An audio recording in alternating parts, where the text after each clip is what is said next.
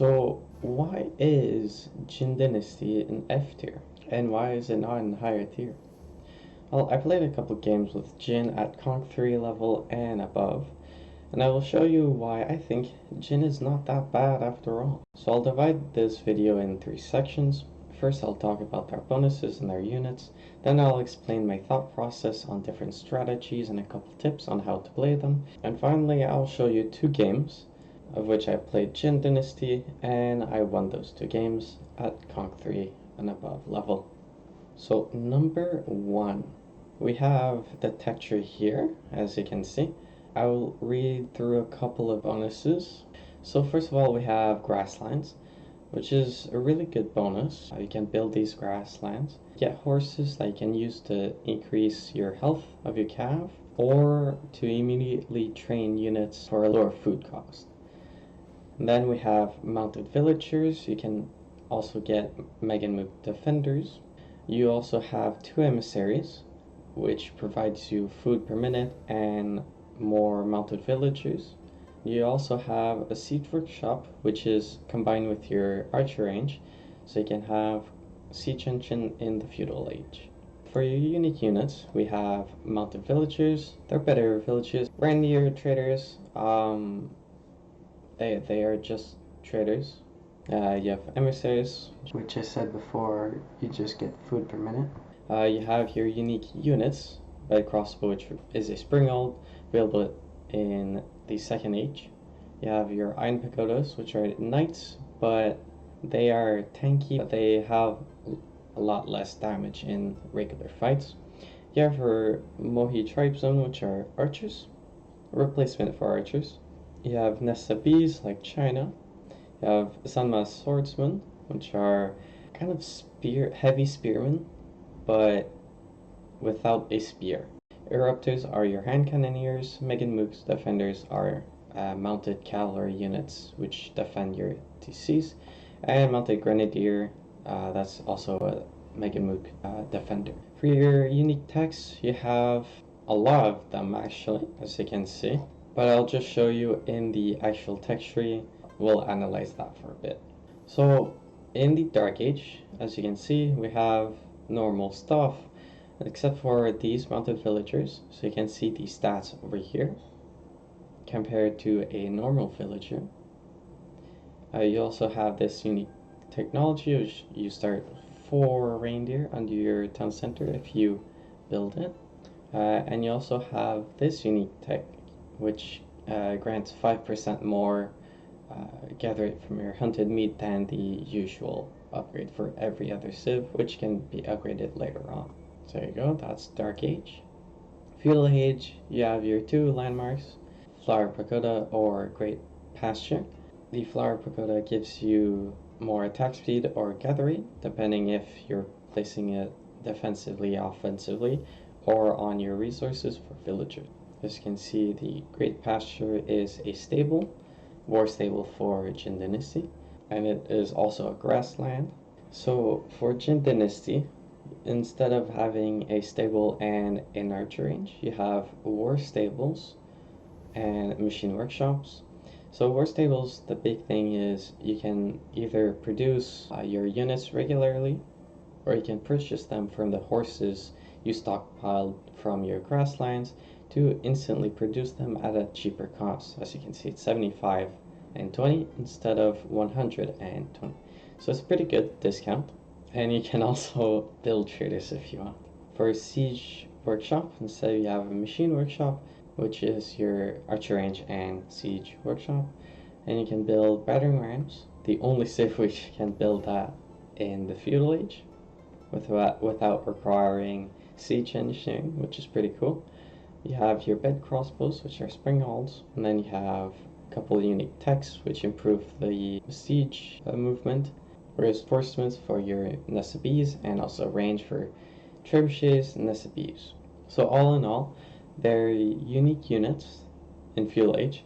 The Iron Pagoda and Mohi Tribesmen and the bed crossbows are not as strong as regular knights, archers, and springhalds. So that's why a lot of people don't prefer them, because they lack key units like knights and archers, but I argue that even if they lack archers or really good unique units, their tech tree and their bonuses, like Meganwood Defenders, the Mounted Villagers, and the Emissaries, are not that bad at all, and you can work around your lack of archers pretty well. Number 2, the strategies and my playstyle for Jin Dynasty, as you will see a bit later, is a bit different than a lot of the civs.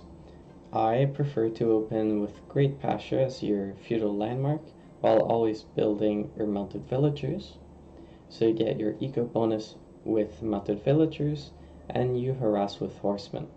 So the reason why I don't go Iron Pagodas is because they are very expensive and their damage isn't as great as normal knights.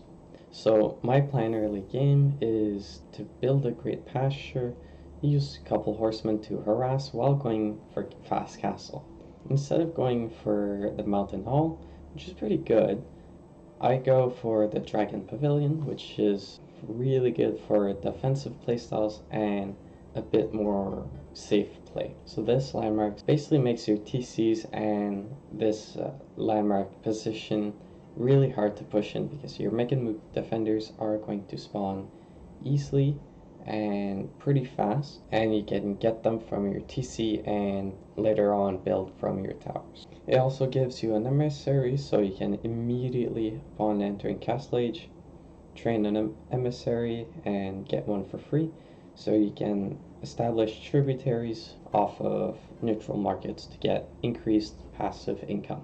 For the unit comp, instead of going for the Moe Tribesmen, replacing your archers and going for cav-like playstyle, I usually go horsemen, a couple of horsemen and feudal to try to get fast castle, and then transition to either spearmen or men-at-arm crossbow, or even horse crossbow. These 3 unit combos are pretty strong, I'd say, in the current meta. But without further ado, number 3, the games. So now we are in a game that I played, my first game of 2. This is on Hillendale, as you can see, and we're playing against Abbasid. Now my plan, as you can see, is going on the deer, get the upgrades while building mounted villagers at all times, and you'll see it's going to be second TC as expected because of Abbasid versus Fast Castle in my plan. So I go early food here, and then I put some on wood and stay on my gold. So while I age up, I keep producing mounted villagers with these guys on gold and some on food. One guy is enough for the landmark building time because they build landmarks 75% faster, and is still competitive each time. It is just slower because I went for the deer and this upgrade. So with the wood, I make sure to build a tower. It's not fast enough to deny these guys, but as I saw they were heading around, I just placed a tower. So the real bonus for these guys, as you can see a bit of idle time, are one, their gather rate and their speed.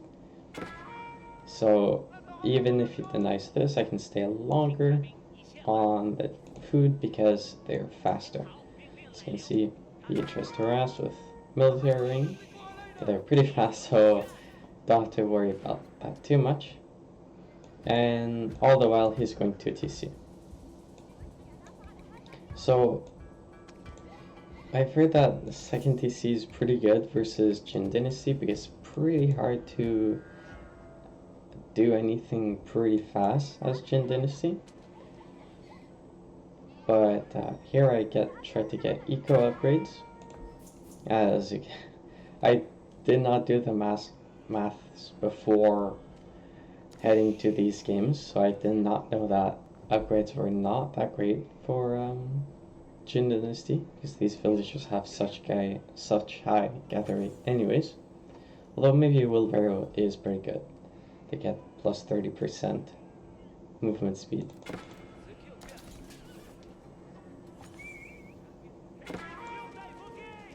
So I just popped a free unit from, well, from my great pasture.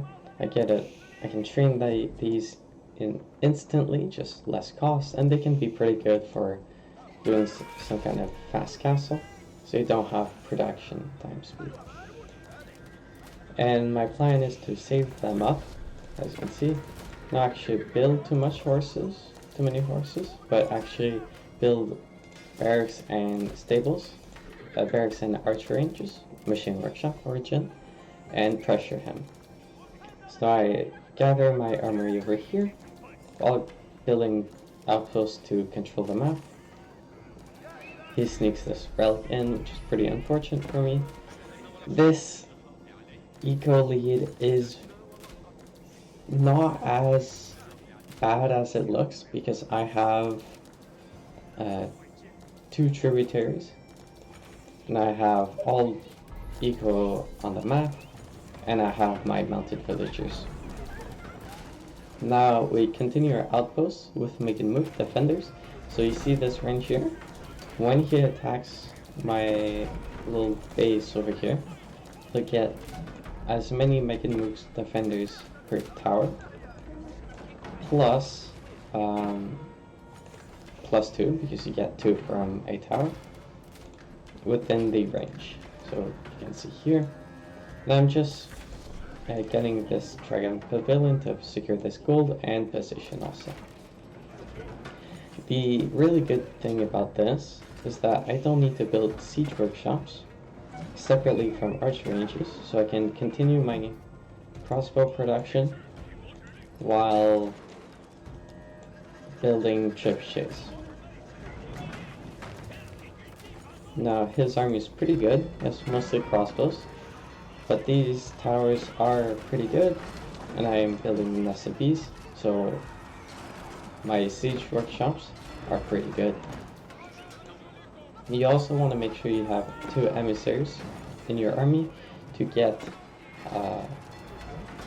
to try to bribe them as much as possible. Now we fight here. It's a pretty good fight for me. I have a bunch of towers with the Meganmuk and my towers.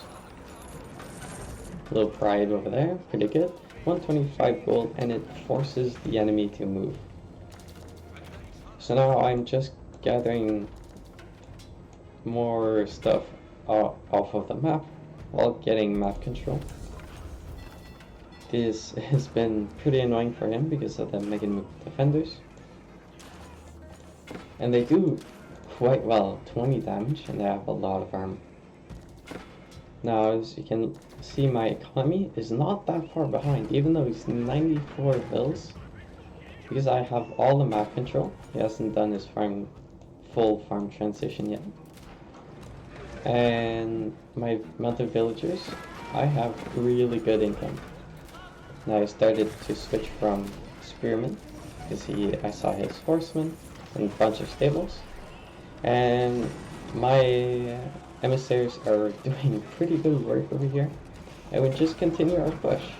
So we have some on stone. Stone income is really nice.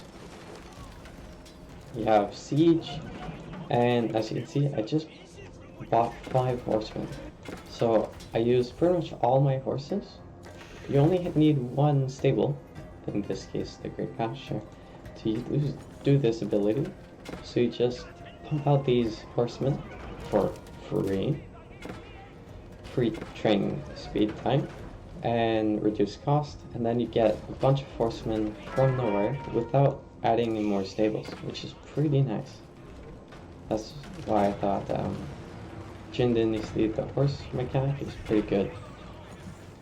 Because you don't want to mass produce stables and horsemen, you want to use your grasslands to your advantage.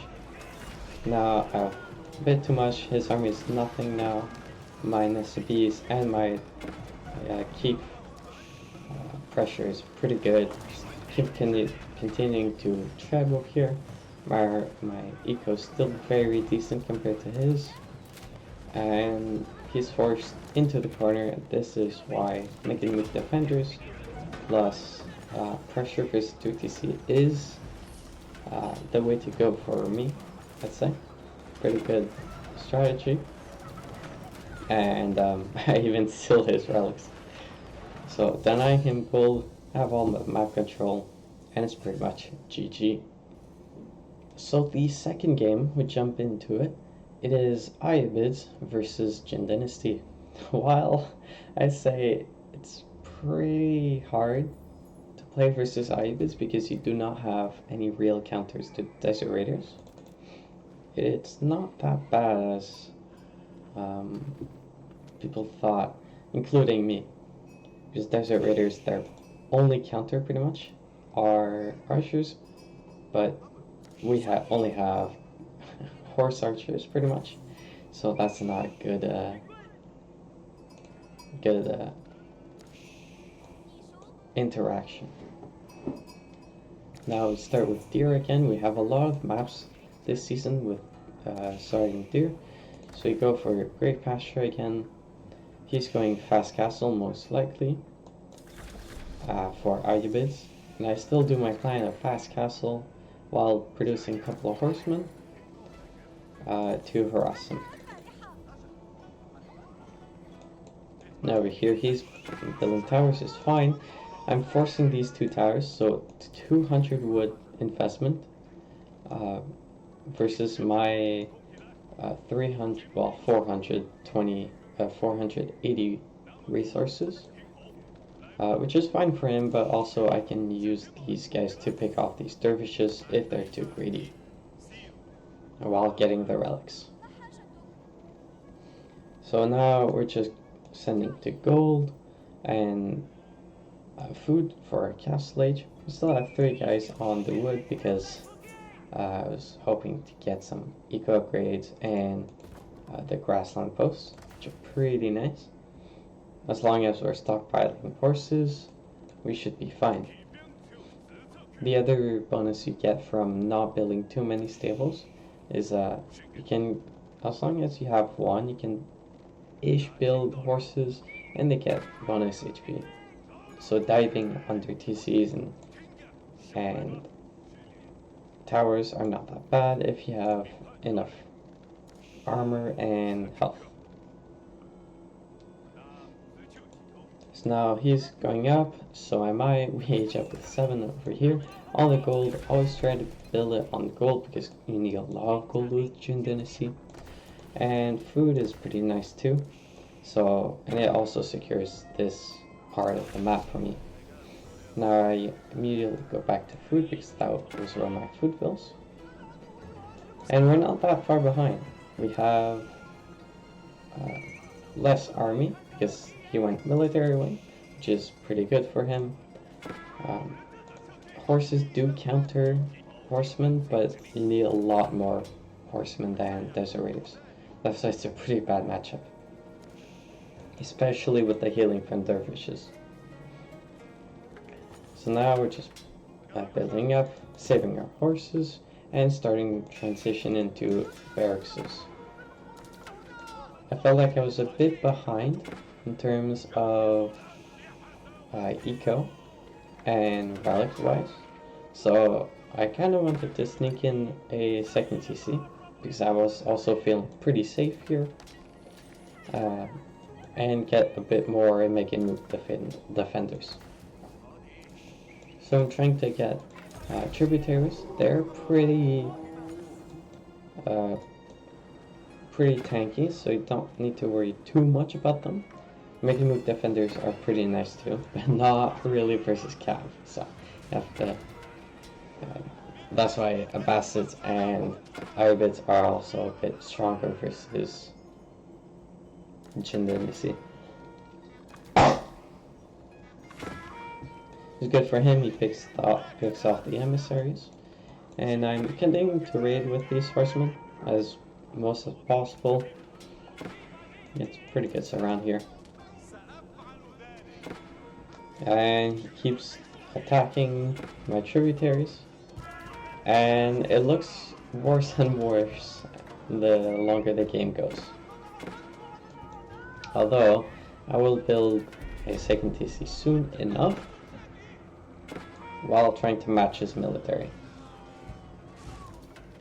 So here, I